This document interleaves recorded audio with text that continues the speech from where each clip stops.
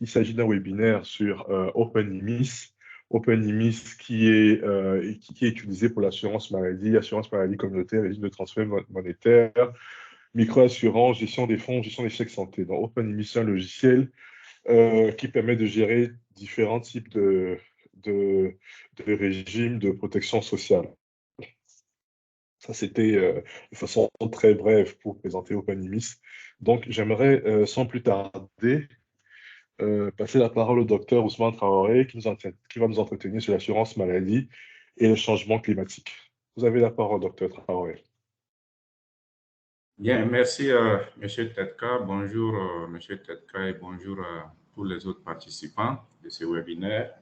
Merci encore une fois de plus de toute votre contribution et de l'honneur que vous faites de nous écouter sur les travaux que nous entreprenons donc dans le cadre de cette collaboration dans la communauté Toumaï. Alors, il faut préciser que la présentation d'aujourd'hui porte sur une analyse qui se situe donc dans le prolongement des activités de réflexion que nous avons entamées avec la communauté sur les questions relatives à l'assurance maladie. C'est une suite dans la mesure où d'abord nous avons regardé un peu le développement donc des produits d'assurance maladie en Afrique subsaharienne et quels pourraient être les défis majeurs auxquels les pays seraient confrontés. Alors, ce qui est important de souligner, c'est que au même moment où les pays en Afrique subsaharienne envisagent la mise en œuvre des systèmes d'assurance maladie universelle, les pays sont donc soumis à des aléas climatiques dont les conséquences se font ressentir sur plusieurs domaines, notamment les domaines sanitaires. À partir de cet instant, donc, il nous paraît assez intéressant de voir dans quelle mesure donc, les variabilités climatiques pourraient être analysées ou pourraient donc impacter voilà, le fonctionnement des systèmes d'assurance maladie. Et c'est donc cette question de départ-là qui a motivé donc, le thème suivant, l'assurance maladie et le changement climatique, mécanismes des relations et défis pour l'Afrique subsaharienne. Alors, donc, cette présentation donc, suivra les plans. D'abord, les objectifs. Donc, il faut dire que, comme objectif, nous essayons de voir, de cerner les effets du changement climatique sur la santé. Donc, nous allons passer en revue les effets probables du changement climatique sur la santé en mettant donc, en abordant des sous-points concernant les maladies liées au climat en Afrique subsaharienne. Nous allons aborder également les perturbations des modes alimentaires, des pratiques culturelles et aussi donc la structure, sinon la densité démographique causée par le changement climatique. Et évidemment en mettant donc les liens avec la santé. Alors après cela, donc, nous allons essayer de poser, d'identifier les défis qui se posent pour les systèmes d'assurance maladie. Défis en termes de résistance d'abord des infrastructures sanitaires, défis en termes d'intégration donc du changement climatique comme un facteur de risque maladie. Il faut que la communauté scientifique, il faut que les praticiens commencent à comprendre peut-être la nécessité donc de prendre en compte le changement climatique comme un facteur de risque maladie. Et de ce fait, donc, il sera donc important donc, d'aborder quels pourraient être les mécanismes de financement adéquats au regard donc, de cette réalité qu'il faut intégrer. Donc, voilà, grosso modo, donc, les objectifs qui seront donc poursuivis dans cet article. Bien. Alors, peut-être un mot pour certains des participants. Je suis donc docteur Ousmane Traoré. Je suis enseignant-chercheur à l'université Thomas Sankara. Mes centres d'intérêt pour la recherche sont donc relatifs au capital humain et donc à l'innovation. Et je suis chercheur membre du Centre d'études, de documentation et de recherche économique et sociale, CEDRES, qui est un centre de recherche de l'Université Thomas Sankara. Et donc, depuis un certain temps, j'accompagne la communauté Toumaï sur des réflexions relatives donc à l'assurance maladie. Bien. Donc, on peut aller. Bien. Donc, après les objectifs, nous allons donc aborder le premier point, les effets du changement climatique sur la santé. Exploration des mécanismes possibles.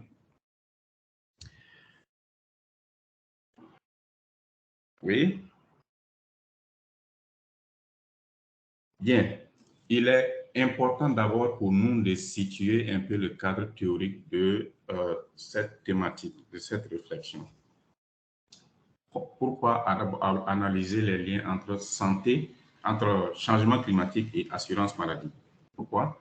Est-ce qu'il y a un fondement théorique derrière? Est-ce qu'il y a un soubassement théorique? Évidemment, quand on prend la santé et l'éducation, qui sont constitués comme des facteurs de capital humain, alors ces éléments ont été abordés dans la théorie économique à partir donc de la théorie de la croissance endogène. Donc la santé et l'éducation sont considérés comme des facteurs de croissance au même titre que le travail et le capital. Et ces facteurs donc, de capital humain sont censés jouer un rôle très déterminant dans le processus de croissance des États, au point où cela justifie donc un financement public de ces facteurs de capital humain. Donc, d'une part, on a la théorie de la croissance endogène qui apporte une place centrale à la santé comme facteur de croissance. Alors, de l'autre côté, l'environnement, l'analyse des questions environnementales donc, tire donc ses fondements théoriques dans les externalités. En économie, ce sont des actions qui ont des répercussions sur d'autres acteurs économiques sans que cela ne soit intégré par le marché. Alors, les externalités peuvent s'analyser entre ces deux domaines, à savoir la santé et l'éducation, dans la mesure où l'activité économique peut avoir des effets néfastes sur la qualité de l'environnement et cette détérioration donc, de la qualité de l'environnement à son tour n'est pas évidemment sans conséquence sur la santé des êtres vivants, notamment la population. Donc, cela peut affecter directement ou indirectement la santé de la population. Alors, donc, voici un peu préciser le corpus théorique de cette thématique que nous tentons d'aborder. On va revenir là-dessus, qui est très peu abordé d'ailleurs dans les recherches scientifiques. On peut y aller. Bien. Quels sont les effets alors du changement climatique sur la santé et partant de l'assurance maladie? Bien, il faut dire que à travers la littérature et aussi connaissant certains faits, nous pouvons donc identifier deux types d'effets. Et ces relations sont représentées à travers le graphique suivant. Nous avons les effets directs et les effets indirects. Alors, comment ce mécanisme s'opère? Il faut d'abord dire que nous avons donc au sommet de la relation les actions anthropiques, donc les actions de l'homme, l'activité économique, d'une part, et d'autre part, vous avez l'évolution naturelle de l'environnement que l'on peut qualifier de changement environnemental global. Mais il convient quand même de souligner que l'action anthropique peut, quelquefois, d'une manière ou d'une autre, accélérer donc ce changement global ou ce changement naturel de l'environnement. Ça peut accélérer d'où cette relation quelque part possible. Alors, donc, ces deux facteurs vont ensemble concourir à définir donc, ou à engendrer ce qui est communément appelé changement climatique. Et le changement climatique va se manifester notamment à travers donc l'augmentation des températures, la hausse des températures observée un peu partout dans le monde depuis un certain temps, à travers aussi l'élévation du niveau de la mer, bon, qui provient évidemment de la fonte des glaciers et aussi qui va avoir des répercussions en termes d'inondation, etc. Et aussi, enfin, vous avez donc l'évolution des précipitations, donc les variabilités, les aléas climatiques, voilà, des précipitations. Donc, voici essentiellement trois facteurs traduisant donc le changement climatique. Et de façon directe, il convient donc de constater ou de souligner que ces trois facteurs vont avoir un impact direct sur les facteurs de risque maladie, sur la santé de la population et partant sur l'assurance maladie. La hausse des températures va nécessairement associer donc à certains facteurs de risque maladie. Ça va donc accentuer l'effet, donc la prominence de ces facteurs de risque maladie. Ça va affecter directement la santé de la population. Et donc, qui dit santé de la population affectée, donc le risque maladie étant élevé, naturellement, l'assurance maladie sera donc impactée. Donc, ça, c'est de façon directe. De façon indirecte, ces trois facteurs ou ces trois manifestations du changement climatique vont impacter ou vont affecter trois systèmes. Vous avez le système naturel. Donc, le système naturel, l'équilibre biologique sera donc affecté à travers, par exemple, la mutation des agents pathogènes ou l'émergence de nouveaux agents pathogènes. On peut donc évoquer donc, voilà, les mutations donc, des vecteurs du paludisme. Et très récemment, on parle de paludingue, des choses qui étaient un peu rares, le chikungunya, etc. Et ce changement de l'équilibre biologique ou écologique va donc avoir des effets, évidemment, sur la santé de la population et partant donc de l'assurance maladie, où ça peut renforcer les facteurs de risque maladie. Ensuite, vous avez une modification donc, des secteurs socio-économiques à travers la modification donc, des technologies alimentaires, la modification donc, des technologies de production. Donc, face au changement climatique, les habitudes alimentaires seront perturbées, le système d'exploitation agricole est perturbé et donc on va avoir donc tendance à recourir à des technologies beaucoup plus productives qui ne seront pas évidemment sans effet. Et vous aurez également comme facteur, sous-facteur socio-économique, le bouleversement donc de la répartition, la densité donc de la population au niveau régional, ce qui évidemment ne sera pas donc sans conséquence sur la santé de la population. Et enfin, comme dernier donc, système qui sera bouleversé, c'est donc le système médical, évidemment, peut être bouleversé et à travers donc, une perturbation donc, de l'efficacité des traitements, donc, des médicaments et même des diagnostics. Voilà.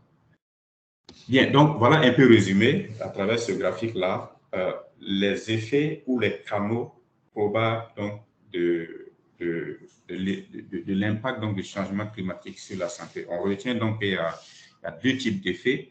On a les effets directs et on a les effets indirects qui transitent donc par une perturbation des différents systèmes.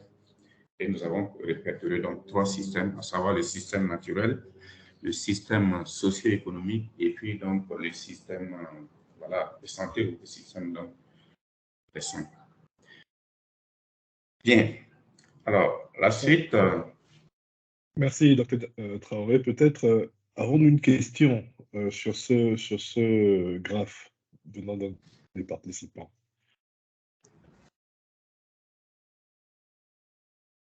Sinon, moi, j'aimerais vous poser une question. Nous savons qu'il y a une diversité en Afrique, on observe, par exemple, passant du sud à l'est, une variation de la géographie. Il y a la zone sahélienne qui est désertique, qui déjà fait face à un climat différent. Par exemple, comparé au centre où nous avons le bassin du Congo avec des grandes forêts et plus de savanes à l'est et au sud.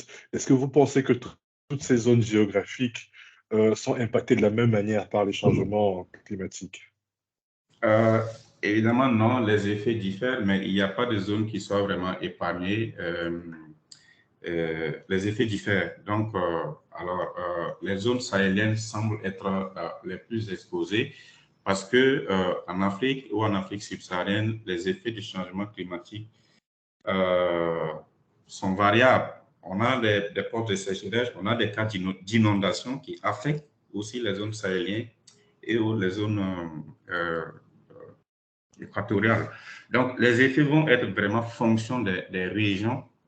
Euh, L'évidence est qu'il n'y a pas de type de climat qui soit à l'abri du changement climatique. Donc, les perturbations des systèmes que nous avons abordés ici n'est pas liées à des types de climat spécifiques ou à des types de zones. Ça, par exemple, la mutation des agents pathogènes peut s'observer tant dans les zones équatoriales, tout comme dans les zones voilà, sahéliennes, tropicales. Ok, merci.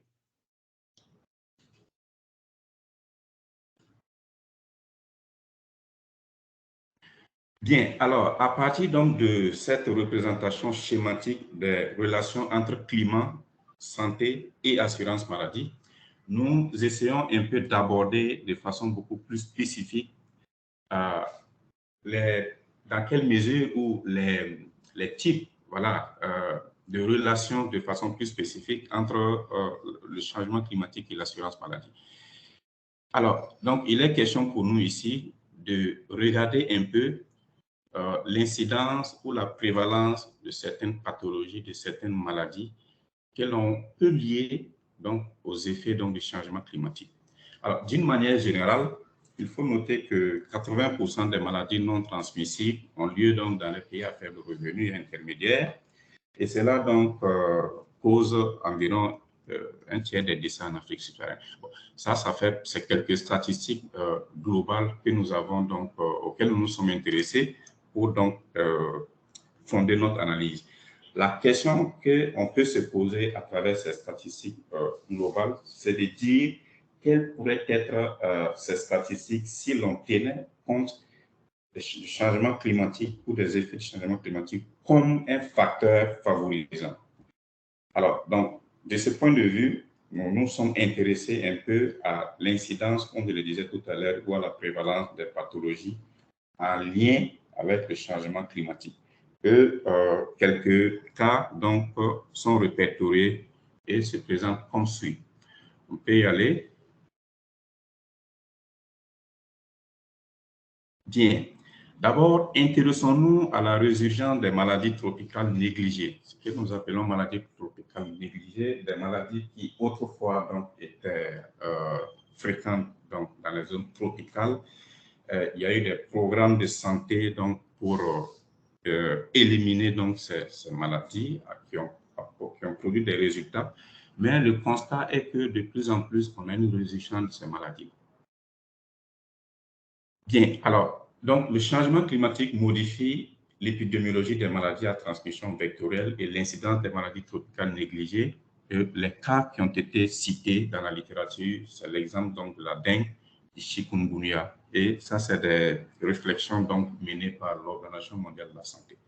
Donc, on peut dire que les aléas climatiques ont tendance à remettre encore à l'ordre du jour certaines problématiques sanitaires qui avaient trouvé des solutions. Donc, ça pourrait être un effet donc, du changement climatique. Le fait que l'on observe dans la plupart des pays donc, une fréquence de plus en plus importante des maladies tropicales et voilà, qui étaient donc en voie de disparition. Bien, on peut y aller. Alors, autre aspect qu'il faut voir en lien avec le changement climatique, c'est la mutation et l'incidence saisonnière des maladies. Alors, avec le changement climatique, nous observons un certain nombre de tendances en rapport donc avec le changement climatique. C'est le nombre de cas d'infection intestinale avec une variabilité saisonnière considérable et des enregistrements réguliers dans de nombreux pays ces dernières années. C'est la résurgence des maladies, comme je l'ai dit tantôt, le paludisme, la fièvre jaune, le chikungunya, la dengue, etc. C'est la fluctuation observée et la morbidité quotidienne et hebdomadaire. Et surtout, c'est la modification et la fréquence de la nature des hospitalisations pendant les périodes les plus chaudes.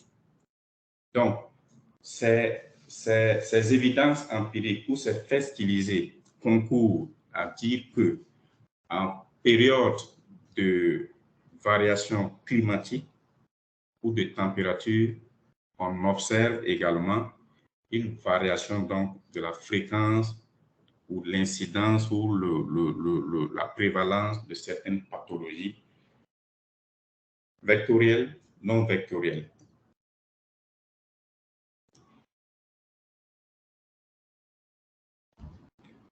Bien. Oui, on peut aller. Autre aspect.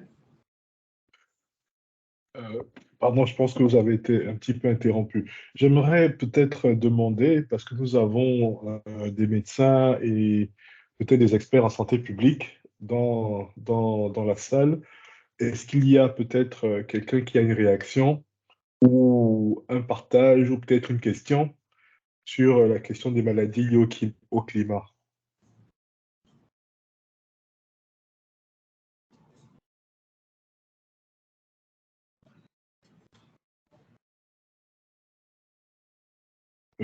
Non, ok, donc on va continuer. Bien. Alors, abordons à présent la perturbation de l'alimentation, de l'agriculture, de la démographie, par donc les effets du changement climatique. Donc, ce que nous venons de voir, c'est la prévalence des maladies en lien probable avec le changement climatique. Donc, les faits stylisés révèlent évidemment donc, ce lien-là. Ce qui nous intéresse donc maintenant, c'est la perturbation donc, des systèmes alimentaires, agricoles et la démographie. Donc, d'abord, la sous-alimentation et la malnutrition. Une des évidences à observer, c'est que le changement climatique réduit déjà la productivité des cultures et perturbe les systèmes alimentaires. Des exemples précis sont apportés en la matière. Alors, ces dernières années, par exemple, les rendements des cultures de base, telles que les cultures vivrières, telles que le maïs, le blé, le sorgho, et également donc les cultures fruitières, telles que les mangues, ont considérablement diminué dans toute l'Afrique. Et ceci donc a contribué à augmenter donc le risque d'insécurité alimentaire, de la malnutrition. Ça, c'est des évidences, c'est des faits stylisés qui s'observent un peu partout dans le monde et encore plus en Afrique subsaharienne. Donc, on a évidemment des effets agricoles très néfastes, ce qui donc contribue donc à jouer considérablement donc sur l'alimentation de la population, et qui dit une population malnutrie parle évidemment donc d'une population exposée à des facteurs de risque maladie très, très importants, ce qui pourrait donc voilà, augmenter donc le risque de maladie et partant donc jouer sur voilà, le fonctionnement des systèmes d'assurance maladie. J'aimerais vous poser une question sur ce slide, si c'est possible. Oui. Oui, donc dans les précédents slides, vous avez mis en évidence la connexion entre le changement climatique, l'effet du changement climatique sur les maladies. notamment avec les saisons et la résurgence de certaines pathologies. Et à présent, vous nous parlez de la question de l'alimentation et de la malnutrition. Autant il était évident de faire une connexion entre la maladie et évidemment l'assurance maladie, étant entendu que adapter l'assurance maladie pourrait, par exemple, impliquer une adaptation, une adaptabilité des produits des produits qui sont mis à disposition des bénéficiaires de l'assurance en fonction des saisons, s'assurer par exemple que le stock est suffisamment disponible pour couvrir une certaine population, autant il est un petit peu difficile ici de cerner quelle est la connexion entre l'alimentation ou la sous-alimentation et l'assurance maladie. Bien, le lien, effectivement, n'est pas directement établi. C'est comme je l'ai dit tout à l'heure.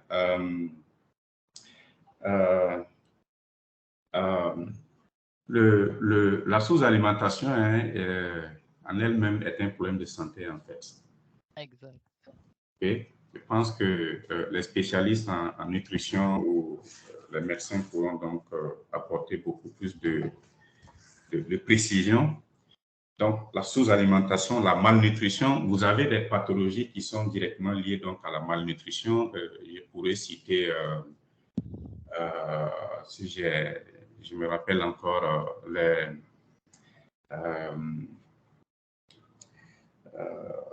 surtout les enfants. Il y a par exemple le kwashiorkor, si je peux me permettre. Exactement. Merci beaucoup. Voilà. Donc, c'est ça. Donc, la sous-alimentation, la malnutrition constituent évidemment des problèmes de santé, surtout pour les enfants en Afrique.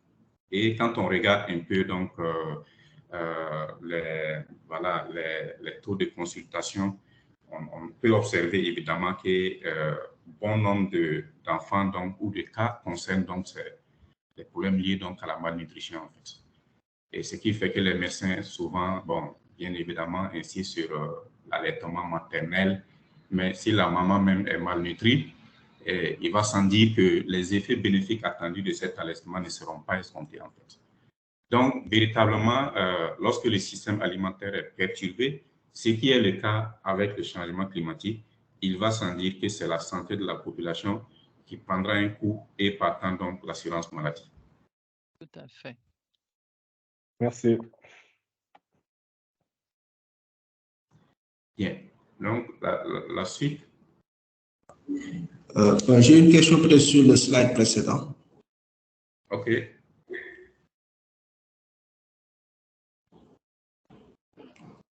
Allô? Oui, allez-y. Oui, M. Timera. Oui. Donc, je me disais que, bon, sur le slide précédent, donc, on avait dit que, bon, avec le changement climatique, il y a eu de nouvelles maladies, bon, pas de nouvelles maladies, mais des maladies qui sont plus récurrentes, donc qui apparaissent le plus. Bon, je sais que dans la plupart des pays en Afrique de l'Ouest, ils ont mis en place des entrepôts de données avec DHIS2. Est-ce que des recherches ont été faites pour voir par rapport aux différentes années, est-ce qu'il y a des évolutions de certaines maladies ou pas? Ou bien c'est juste dans le cadre théorique général? Donc, c'est juste ça ma question. Merci. Vous dites qu'il y a des... Je n'ai pas bien cerné ce qui est... Au niveau des différents ministères de la Santé, au niveau de plusieurs pays, je sais que ça existe au Burkina, c'est le NOSBF. Donc, au Sénégal, c'est le DHIS2. Donc, ils ont déployé des entrepôts de données. Donc, les infirmiers et autres, voilà, chaque semaine remontent les statistiques sur les consultations qui ont été faites, les pathologies qui ont été prises en charge, etc. Okay. Est-ce que, bon, parce que le changement climatique, c'est quelque chose de, je pourrais dire de récent. C'est peut-être lors des 5 dernières années, ou voire même un peu plus. Est-ce qu'il y a eu des statistiques qui ont été comparées pour voir avant quelles sont les maladies qui venaient le plus, à quelle fréquence, et est-ce qu'actuellement, ces fréquences-là ont augmenté ou diminué pour pouvoir dire que, bon, peut-être que c'est lié au changement climatique? Oui, merci beaucoup pour la question que je reçois je vais dire quoi, je prends sous deux angles. D'abord, c'est peut-être une suggestion et aussi de voir ce qui se passe réellement au Burkina Faso. Bon, je n'ai pas véritablement connaissance de cette plateforme d'enregistrement des données, donc ce qui fait que je prends donc note pour donc chercher à avoir plus d'informations. À l'évidence, lorsqu'on dispose de telles plateformes, ce qui serait effectivement intéressant, c'est de voir un peu l'évolution donc des cas, des consultations et aussi des types de maladies dans le temps. Et cela permet évidemment de mettre en évidence, d'établir certaines corrélations avec les effets des changements climatiques tels que les températures, etc. Comme je l'ai dit tantôt, c'est ce qui est tenté d'être fait, mais nous n'avons pas vraiment établi ce lien-là historique. Voilà. Sinon, c'est ce qui est fait. Quand on parle de résurgence de certaines maladies, évidemment, donc, quand on observe l'évolution des cas sur une certaine période, voilà, c'est des évidences qui s'observent. Mais je pense que ce que vous dites, ça permet évidemment de faire sortir les différentes typologies, les différentes maladies en lien. Évidemment, on verra qu'il y a des maladies qui ont une connotation avec les hausses de température, il y a des maladies qui ont une connotation avec les fortes précipitations. Par exemple, au Burkina Faso, depuis un certain nombre d'années là, depuis un certain temps, les périodes août à septembre sont marquées par une forte augmentation des fréquences de consultation dans les hôpitaux liés au palu. En fait. Ce n'est que des cas de palu qui sont répertoriés, et précisément les paludingues.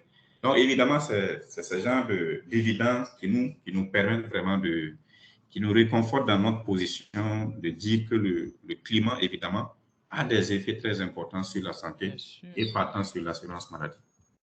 Je prends note après, bon, vous pourrez m'envoyer pour la plateforme du Sénégal, quoi. Le nom de la plateforme du Sénégal. D'accord, il n'y a pas de souci. Je vous enverrai un lien, peut-être un mail aussi pour contact. Merci bien. Bon, c'est que pour le Burkina, j'y étais récemment et il y a le ENDOS-BF. On avait rencontré le directeur du système d'information du ministère de la Santé et c'est lui personnellement qui s'en occupait. Bon, j'ai oublié un peu le nom, mais on pourra en rediscuter. Ah, d'accord, d'accord. Merci bien. Et je pense que le point de M. Timera est absolument important, d'autant plus que lors de notre dernier webinaire, nous avons parlé du défi de l'accessibilité et la disponibilité des informations sur l'assurance maladie, et cela équivaudra à la disponibilité des informations sur les différentes pathologies, les produits et les services fournis. Donc, nous avons évidemment d'un côté la disponibilité de l'information des données sur les pathologies. Nous avons également nous avons également besoin de notre côté la disponibilité des informations sur les services et les produits à fournir afin de déterminer quelle pourrait être la réponse. Donc, toutes ces absences de données quand même rendent la réponse à certaines questions, même certaines analyses difficiles. Donc, à simple titre de rappel, la semaine dernière, nous avons évoqué la question de la couverture assurance maladie, sa contribution à la couverture sanitaire universelle pour l'Afrique subsaharienne. Et nous avons mis en exergue, Dr Traoré a mis en exergue là, durant cette présentation, certains défis sur lesquels il faudrait s'appesantir pour que l'assurance maladie puisse effectivement contribuer à la CSU. Tout à fait. Voilà. Bien. Alors, donc, on peut peut-être progresser. Alors, autre élément de perturbation, c'est le système agricole. Donc, les systèmes d'exploitation agricole sont durement éprouvés par les effets des changements climatiques à travers la baisse de la productivité. Et face à cela, donc la baisse de la productivité, donc y compris des revenus. Donc, face à cela, la méthode, la technique de résilience qui est utilisée, c'est le recours donc, à des engrais chimiques, et donc à des techniques agricoles beaucoup plus intensives, donc beaucoup plus productives, à savoir les engrais chimiques, et aussi les pesticides. Les pesticides contre les mauvaises herbes pour accélérer donc, la croissance des plants, donc les mettre à l'abri de la domination des mauvaises herbes. Donc, ces pratiques sont très courantes, très répandues ces dernières années en Afrique. Vous avez les paysans qui n'utilisent plus les pratiques d'antan, à savoir le désherbage, le binage, à la daba ou à la main, quoique c'est pénible, il faut le dire, mais l'utilisation de ces pesticides qui éliminent, qui évitent totalement toute montée, toute poussée de mauvaises herbes, il faut le dire, ça s'adapte mieux donc au changement climatique, mais cela n'est pas sans conséquence, au même titre de même que les engrais chimiques. Donc, alors, les conséquences concernent évidemment donc la résurgence donc de certaines pathologies, notamment cancérigènes et cardiovasculaires. Voilà. De plus en plus, les statistiques peuvent être mobilisées dans les différents centres de formation en Afrique. On a donc une augmentation donc de la fréquence des maladies donc, cardiovasculaires, les AVC et autres. Et aussi, on a de plus en plus de cas de cancer. Certes, on pourrait dire que peut-être qu'avant, il n'y avait pas beaucoup de documentation là-dessus, mais à l'évidence, aujourd'hui, quand on regarde un peu les causes de ce type de pathologie, on peut les lier directement donc, à ces pratiques-là, donc à l'utilisation des engrais chimiques et aussi à l'exposition donc, de la population agricole aux pesticides. Et encore faut-il souligner que dans nos contrées, ces pratiques ne sont pas faites dans des meilleures conditions. Les paysans sont directement exposés aux pesticides, ils ne prennent pas du tout les mesures préventives de protection, etc. Donc ça c'est donc un effet donc attribuable voilà, au changement climatique. Peut-être que s'il y a des observations, des questions. Parce que c'est des questions vraiment assez transversales et qui élèvent un peu voilà, de tous les domaines, la médecine, je dirais quoi, l'agronomie, etc., etc. Donc, s'il y a des gens qui peuvent apporter des contributions, ça sera vraiment la bienvenue pour davantage soutenir nos thèses.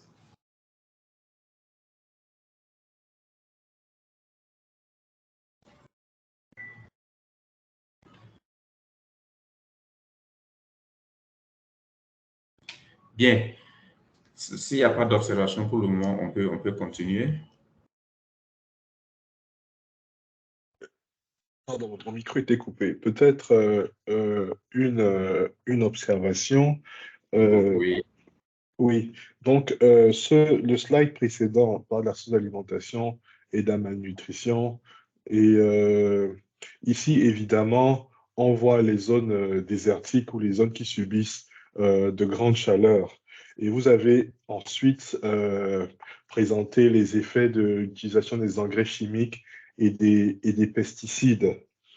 Est-ce qu'il existe des formes de perturbation de l'alimentation dans des pays tels que le Congo, par exemple, où nous avons de grandes forêts, ou des pays en zone équatoriale, où des risques de sécheresse ne sont pas très présents, mais évidemment, on peut avoir des inondations ou peut-être d'autres formes de pathologies à cause des moustiques. Mais est-ce qu'il y a des formes de perturbation d'alimentation qui peuvent apparaître dans des zones équatoriales? Oui, je dirais oui, et en me basant sur des faits stylisés, voilà, qui relèvent aussi de l'approche de la méthode scientifique, hein, il faut le dire. un documentaire donc, faisait état de la baisse drastique des rendements de la patate au Nigeria. Voilà. Donc, ces dernières années, la productivité donc, de cette tubercule qui est constamment et beaucoup, qui rentre beaucoup donc, dans les habitudes alimentaires, voilà, au Nigeria, a considérablement baissé. Okay? Évidemment, donc, face à une telle situation, un comportement des producteurs serait donc d'avoir recours à des techniques, à des pratiques qui vont donc améliorer cette productivité, notamment l'utilisation des engrais chimiques. Okay? Donc, c'est dire que le changement climatique, c'est une réalité qui affecte toutes les régions, même si cela ne se passe pas au même degré, quoi. D'autres exemples pourraient être cités. L'exemple que je viens d'évoquer, ça peut vraiment être référencié, je pense très bien. Voilà. Ça peut vraiment être référencié. Je pense qu'il y a des études, des recherches qui sont menées sur la productivité, les déterminants de la productivité, etc., etc. Donc, je tâcherai de voir évidemment donc, de ce côté-là pour davantage appuyer, montrer que c'est un phénomène vraiment général, voilà, qui touche tous les types de climat. Ok, merci.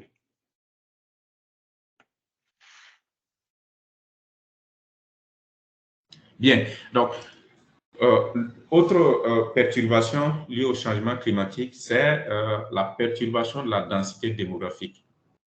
Donc, évidemment, avec le changement climatique, nous assistons de plus en plus à un déplacement de la population qui fuit les zones les plus exposées ou les plus arides, les plus à risque, vers d'autres localités, soit par le fait de sécheresse ou bien en situation d'inondation. Naturellement, il y a des déplacements qui s'en suivent, etc.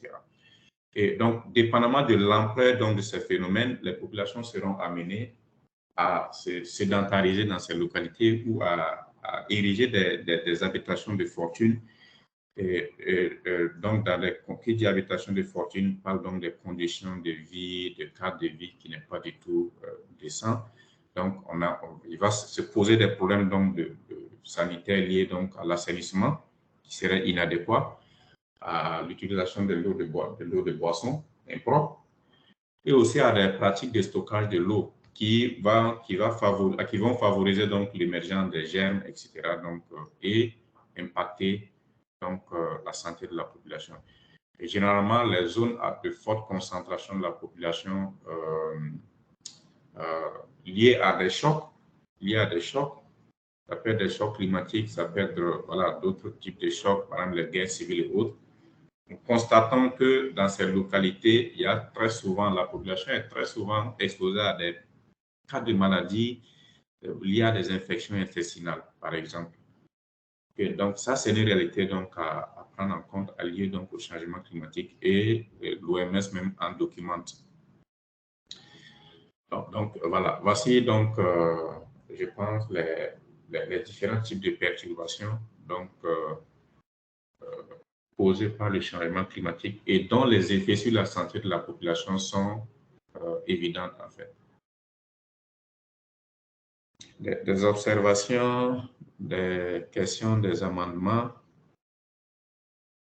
Merci, docteur Traoré. Peut-être avant de passer à la seconde phase de la présentation, à la seconde partie, avons-nous des questions, peut-être des réactions?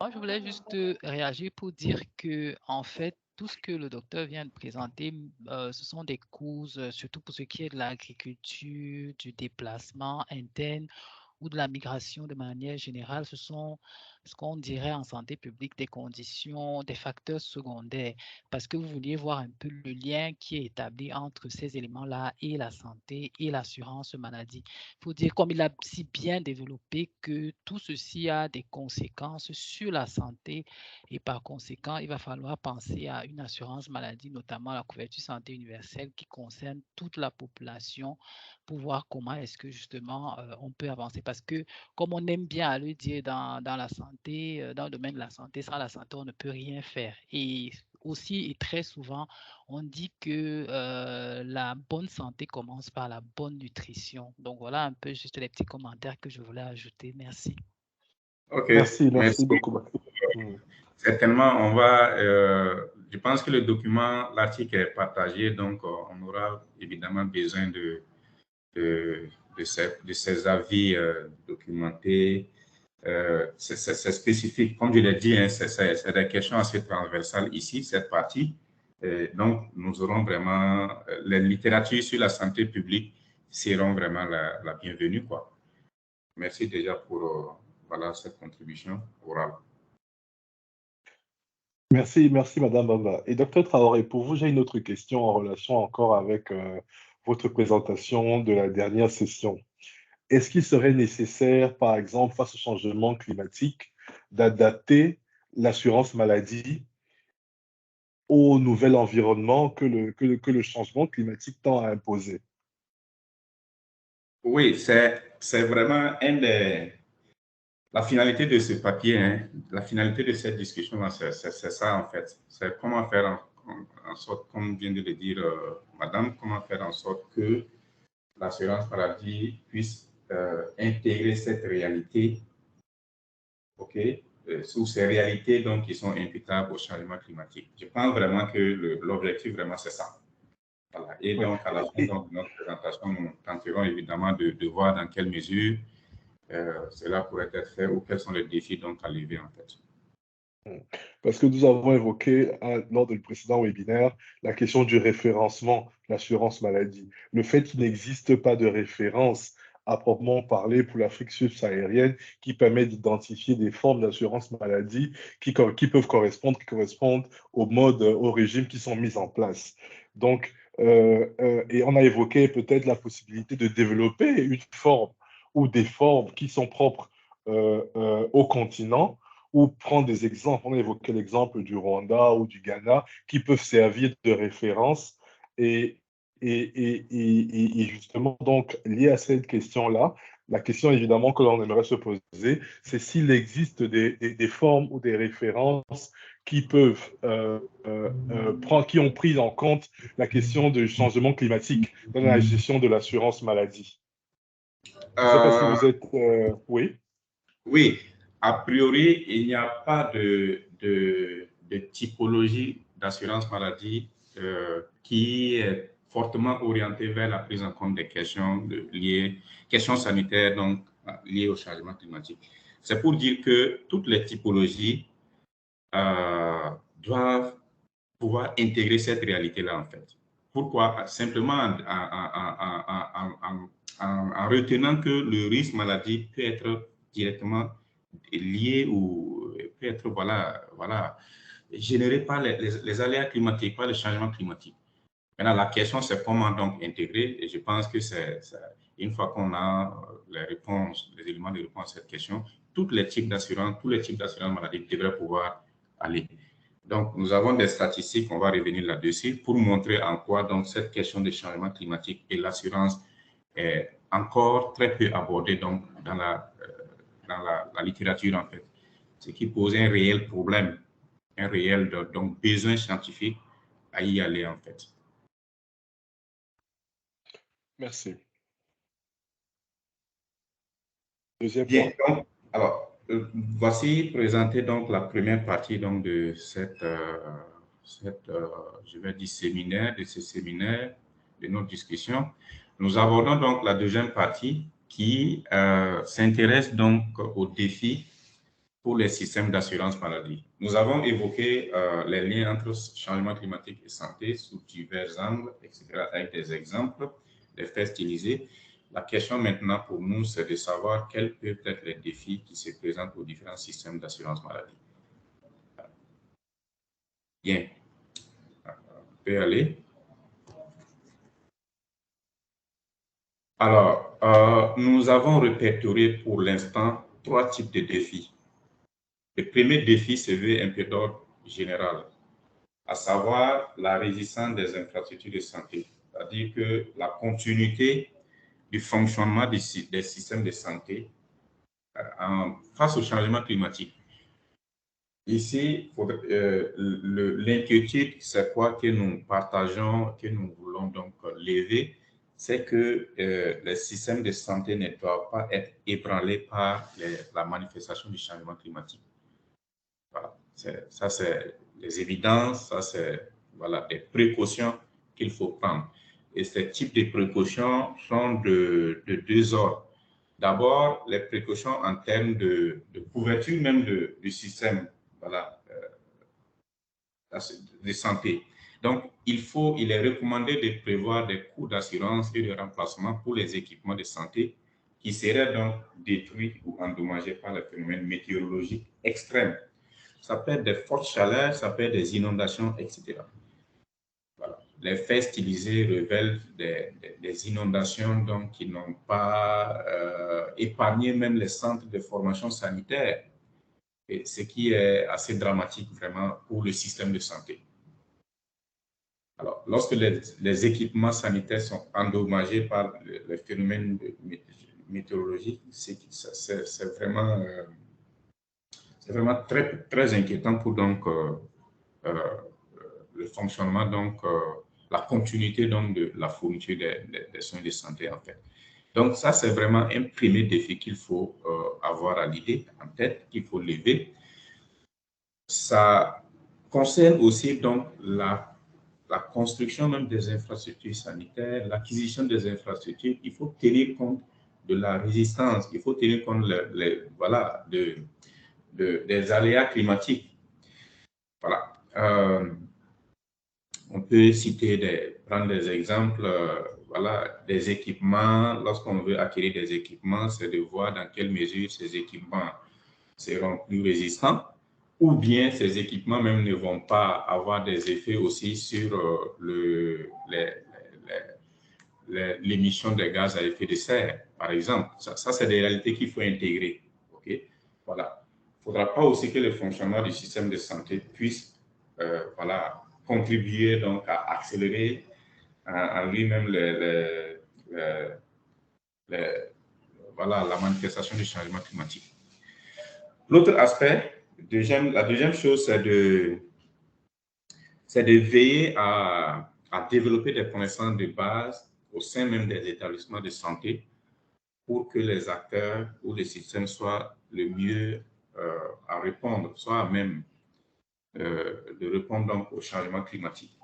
Voilà. Il faut que ça soit une réalité qui soit transmise, qui soit enseignée dans les différentes formations sanitaires. Par exemple, le système de santé pourrait évidemment sensibiliser, par exemple, la population sur les mesures préventives à prendre, dépendamment des saisons. Bientôt, c'est la saison donc, de l'harmattan, donc au Burkina Faso, par exemple, avec son corollaire donc, des maladies cardio-respiratoires. Je pense que le système de santé devrait intégrer dans son paquet de soins des services qui concernent voilà, la sensibilisation, la communication avec la population. Donc, c'est vraiment le premier défi pour nous, qui est un défi, comme je l'ai dit, qui concerne tout le système de santé. Face au changement climatique, c'est assurer donc le fonctionnement essentiel, un meilleur fonctionnement, adapter le fonctionnement donc, du système de santé de façon vraiment plus simple. C'est adapter vraiment le fonctionnement du système de santé. Ça va donc des types d'infrastructures, ça va des services à rendre, ça va aussi des précautions en termes d'assurance. Donc, ça, c'est vraiment le premier défi.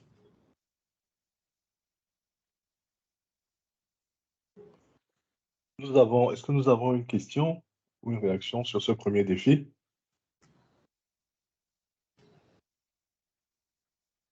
Non, peut-être la suite. Bien. Alors, ce qui est très important, c'est de prendre en compte la réalité du changement climatique comme un facteur de risque maladie. Donc, comme nous avons dit, nous avons défini notre ancrage théorique en parlant donc, en évoquant donc la théorie de la croissance endogène, en situant le rôle du capital humain, à savoir la santé, d'une part, et d'autre part, en parlant des externalités qui sont discutées dans la théorie économique comme étant donc une des formes de défaillance du marché. Alors, et face à ces différences du marché, donc face aux externalités, il est question d'internaliser, de corriger les effets externes. Comment corriger? C'est un peu la question. Comment internaliser, comment intégrer donc la réalité du changement climatique dans le fonctionnement du système de santé, dans l'assurance maladie. Voilà. Ça, c'est vraiment, pour nous, ça, c'est un défi majeur, le défi de taille qu'il va falloir lever. Okay? Il faut donc arriver donc à définir ou à s'intéresser ou à identifier les caractéristiques propres aux régions ou à la population en lien aussi avec le changement climatique comme un facteur de risque maladie.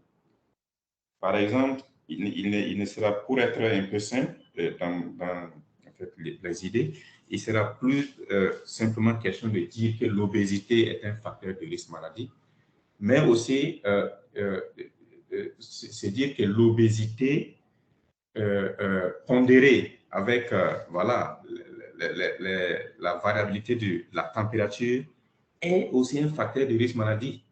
Voilà, très important à intégrer dorénavant, à prendre en compte dorénavant plutôt que... Voilà. Donc, on intègre donc les effets du changement climatique comme un facteur de risque maladie. Alors, si cela est fait, ça permet donc, dans le fonctionnement des systèmes d'assurance maladie, voilà, de prendre en compte cette réalité et donc de mieux donc définir la structure des coûts, la structure des prises en charge en fait. Alors pour ce faire, un autre défi de taille, parallèlement donc à ce défi donc de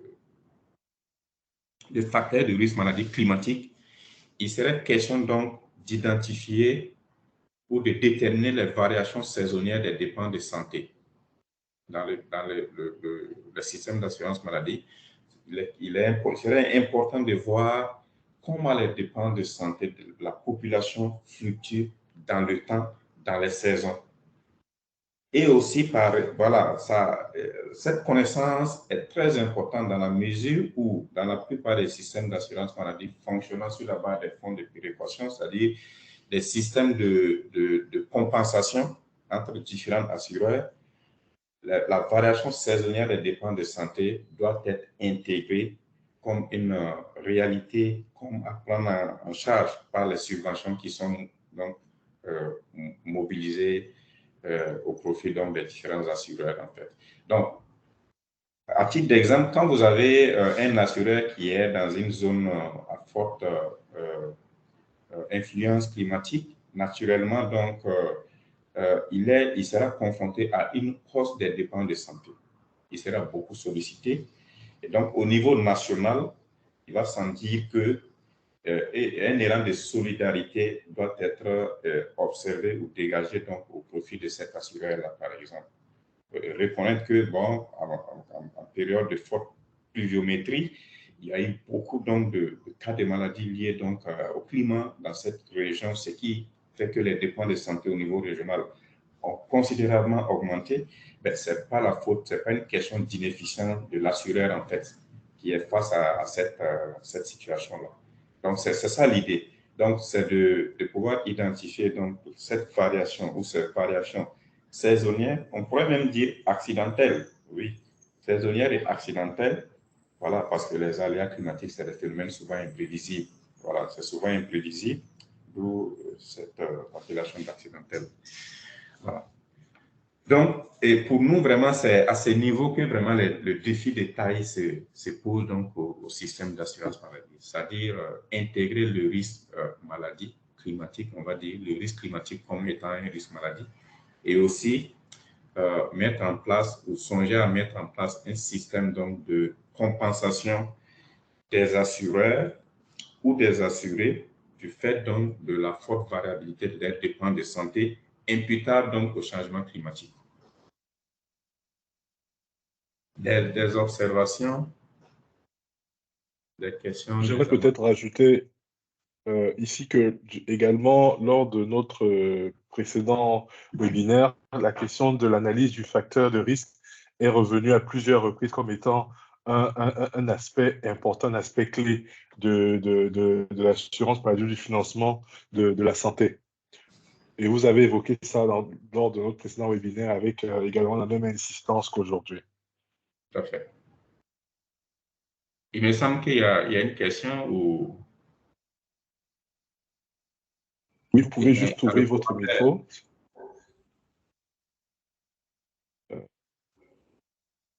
OK. Peut-être pas de questions. On va passer au slide suivant. D'accord. Enfin, l'autre défi majeur pour nous, bon, aussi important pour nous, c'est le financement adéquat de l'assurance. Compte tenu de ces réalités que nous venons d'évoquer, il faut alors prévoir ou encore améliorer ou adapter, en tout cas choisir le financement, le mode de financement adéquat de l'assurance. C'est pour dire simplement, le financement doit intégrer aussi la réalité du changement climatique, comme je viens d'aborder dans la diapositive précédente. Cette nécessité de compenser, par exemple, les assureurs qui seront donc exposés à des fortes variabilités, des dépenses de santé imputables au changement climatique. Alors, le changement climatique, j'ai parlé donc de variations saisonnières ou accidentelles. Et ces variations saisonnières ou accidentelles des dépenses de santé peuvent donc durement affecter l'efficacité des systèmes d'assurance maladie. Ça peut creuser des déficits. Voilà, des déficits qu'il faut donc compenser, qu'il faut subventionner. D'où la nécessité pour nous aussi que cela soit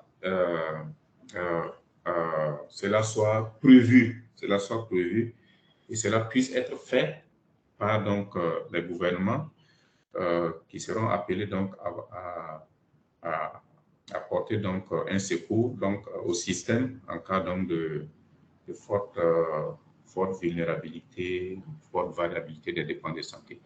Donc, la forme de financement adéquat de l'assurance est évidemment donc ça peut concerner donc la définition donc des sources de financement. Alors, en Afrique subsaharienne, tout ce que nous venons de dire, le changement climatique impacte l'agriculture. Et si le financement qui parle de subventions parle de sources, parle de taxes, d'impôts, alors si les subventions donc doivent être financées par l'impôt, provenant donc d'une assiette fiscale elle-même sujette aux effets donc du changement climatique, ça pose un problème de durabilité, un problème de soutenabilité. Donc, le financement adéquat aussi revient donc à rechercher les sources sûres, stables, les mieux stables, les plus stables, donc les plus pérennes donc, de financement du système d'assurance maladie. Voilà. Donc, c'est des questions qui doivent être regardées de très près dans les différents choix politiques.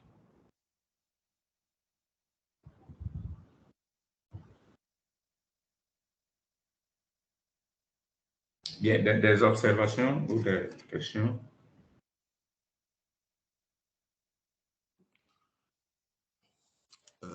Bon, moi j'ai juste une petite question.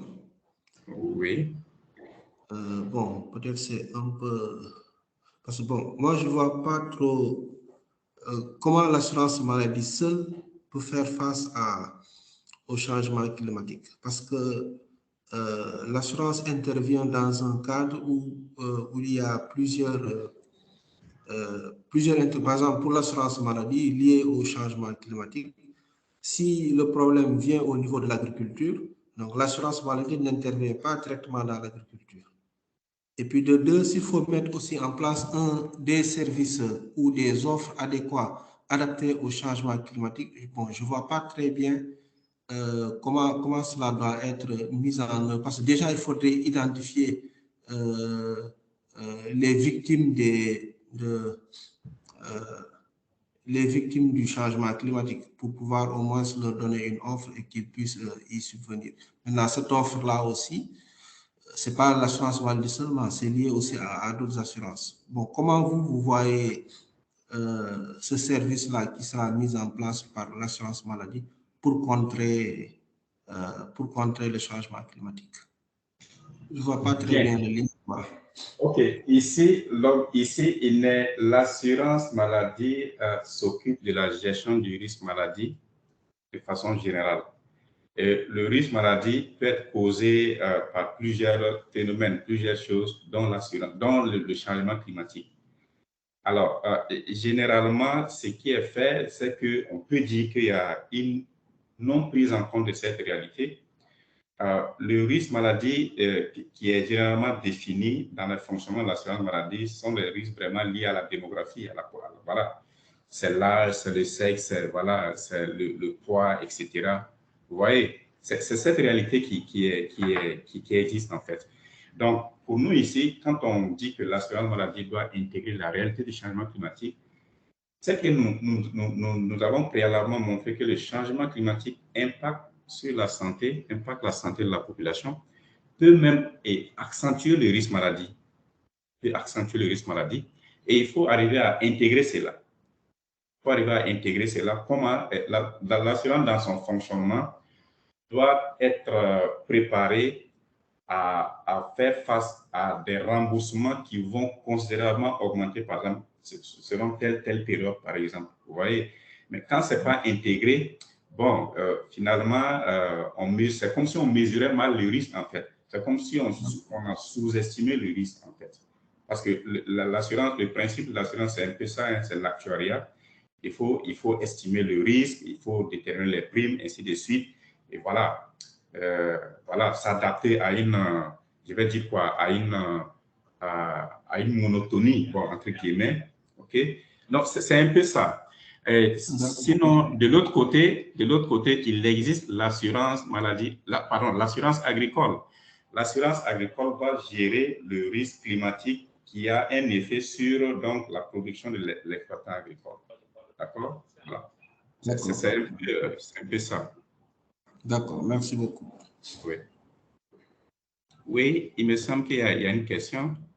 Non, pas une question en tant que telle. Je voulais juste m'essayer un peu à la réponse pour dire que le lien que moi je vois entre l'assurance maladie et ce que vous avez indiqué tout à l'heure, c'est que, par exemple, dans un contexte de crise où il y a des déplacements internes ou bien des migrations, cela va favoriser évidemment la montée ou la résurgence de certaines maladies dont il faudra prendre en compte dans le sens où dans un contexte particulier d'un pays, on peut se rendre compte que s'il y a trop de déplacés internes, voilà le type de maladie qui est le plus récurrent et pour lesquels il va falloir davantage de consultations et justement factoriser cela dans la mise en place de l'assurance maladie au lieu de se limiter peut-être à des maladies classiques pour lesquelles on avait l'habitude d'intervenir ou bien de réagir. Donc, c'est dans ce sens, selon moi, que l'assurance maladie, justement, doit être contextualisée et prendre en compte les différents éléments que vous avez évoqués tout à l'heure. C'est le lien entre le changement climatique et l'assurance maladie que je vois. Tout à fait. Merci. Tout à fait. C'est dire que le paquet de soins minimum de base, par exemple, n'est pas statique, par exemple. Ça peut être variable. Voilà. Exact. Voilà. Merci beaucoup. Merci à tout le monde pour vos contributions. Et encore une fois, j'aimerais rappeler que cette présentation est intimement connectée à la précédente où nous avons évoqué la question de la vulnérabilité, qui a été longuement discutée également, la question de la vulnérabilité. Quels sont les critères de vulnérabilité? Comment est-ce que ces critères sont définis? Et voilà, l'absence de standards un peu qui rend la question difficile dans l'estimation du facteur de risque. Voilà.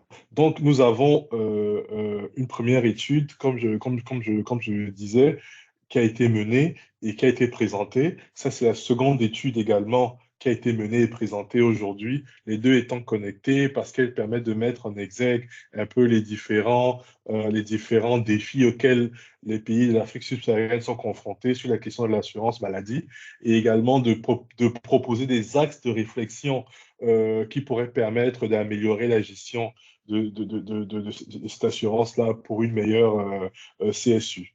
Donc, Docteur Traoré, je vais présenter le dernier slide de cette présentation. OK. Bien, merci. Donc, en conclusion, ce qu'on peut retenir, c'est que les conditions météorologiques, le climat et son changement affectent la santé de la population. Alors, s'il est vrai qu'il y a une augmentation considérable au cours de ces dernières décennies, donc des recherches scientifiques, il faut noter que très peu de recherches concernent les pays à revenus faibles et très peu de recherches de façon générale s'intéressent aux liens entre changement climatique et assurance. Les liens entre changement climatique et santé étant souvent les plus abordés, mais vraiment de façon encore marginale. Donc, il serait nécessaire d'effectuer des recherches en lien avec le changement climatique et l'assurance maladie subsaharienne. Il faut que les institutions, les organismes, etc., s'intéressent à cette question qui est très importante, et notamment les initiatives donc, de la coopération allemande GIZ à travers la communauté, etc. C'est des thématiques de recherche qui sont très importantes, très intéressantes à regarder, et cela pourrait vraiment apporter des solutions très, très importantes pour les pays donc, qui sont sujets aux effets du changement climatique, dont les effets sur la santé semblent être les plus, je dirais dire, semblent être les effets ultimes, la finalité, tous les effets concourent finalement à impacter la santé de la population. Voilà. Quel que soit donc l'angle sur lequel on va aborder la question, on va analyser la question, on finira toujours par toucher donc les questions sanitaires. Donc, c'est très important que les instituts aient un regard vraiment sur la question.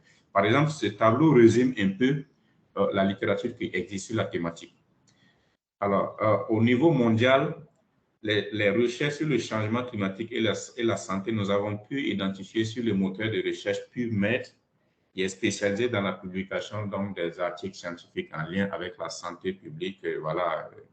Nous avons pu identifier 440 publications scientifiques au niveau mondial qui traitent du changement climatique et la santé. Et en Afrique subsaharienne, il n'y en a que 18 publications scientifiques sur la question.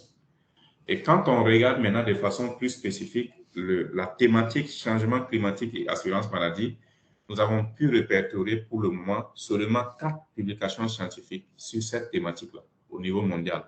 Et en Afrique subsaharienne, il n'y a qu'une seule publication et ça porte sur donc, le système d'assurance maladie nationale en Afrique subsaharienne.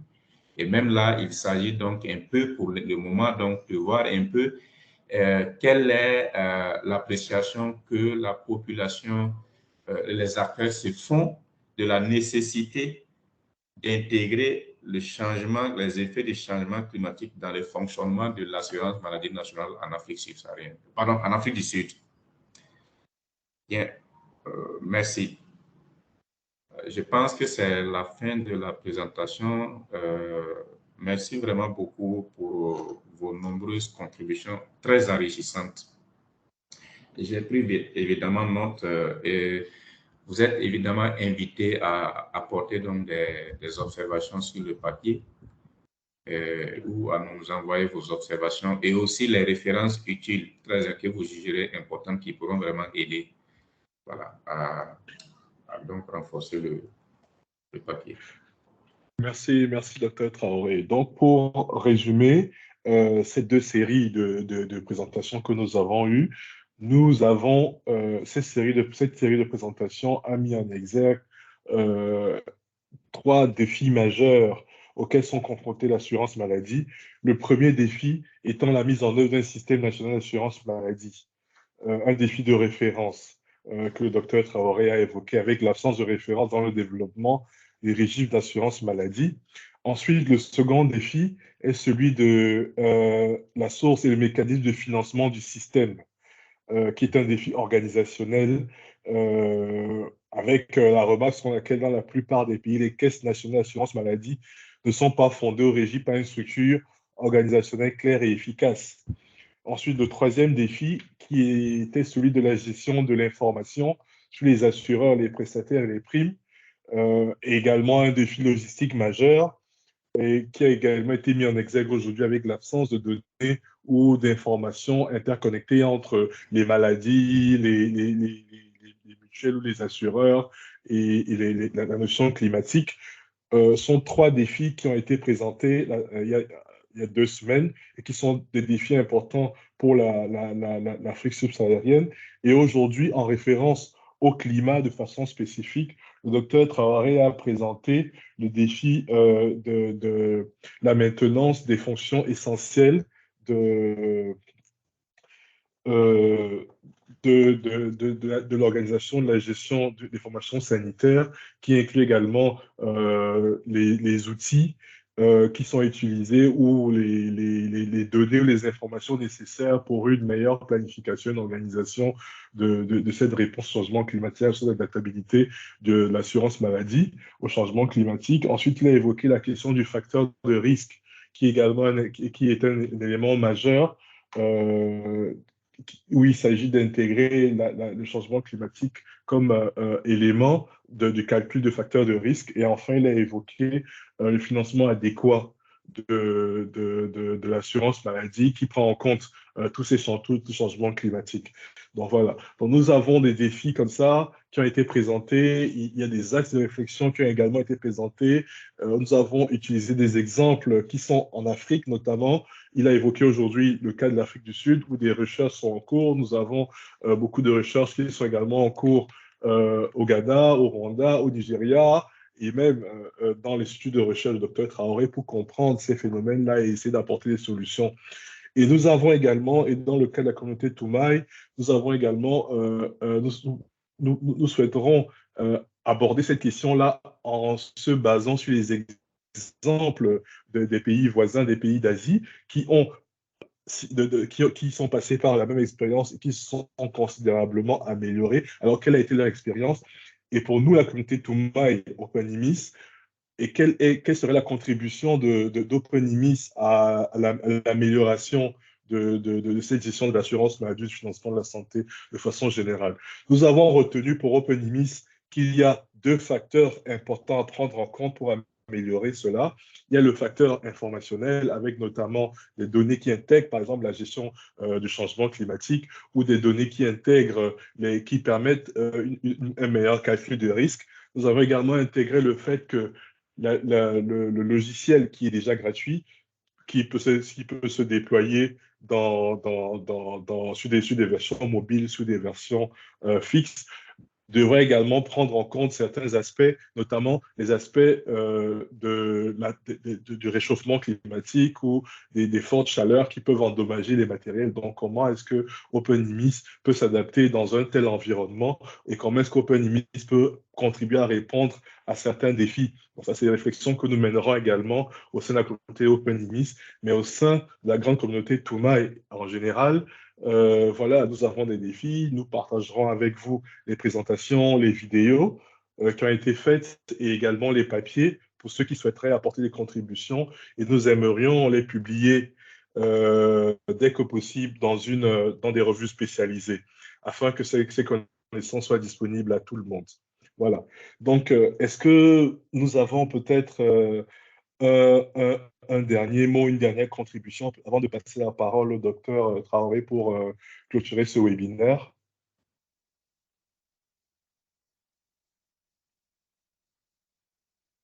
Non, docteur Traoré, s'il vous plaît, vous pouvez pardon, clôturer ce webinaire, s'il vous plaît. Ok, merci bien, M. Tetka. Et encore une fois de plus, je remercie l'ensemble des participants à ce webinaire et je suis très content. En tout cas, j'ai été enrichi par les contributions très importantes, très enrichissantes qui ont été faites. Comme je l'ai dit, j'ai pris note et pour intégrer donc ces observations très pertinentes. Et nous attendons aussi l'ajout donc de vos observations dans dans le papier qui sera donc diffusé dans la communauté. Merci beaucoup à tout le monde. Merci beaucoup à tout le monde. Je vous souhaite une bonne fin de journée et bon début de semaine. Merci.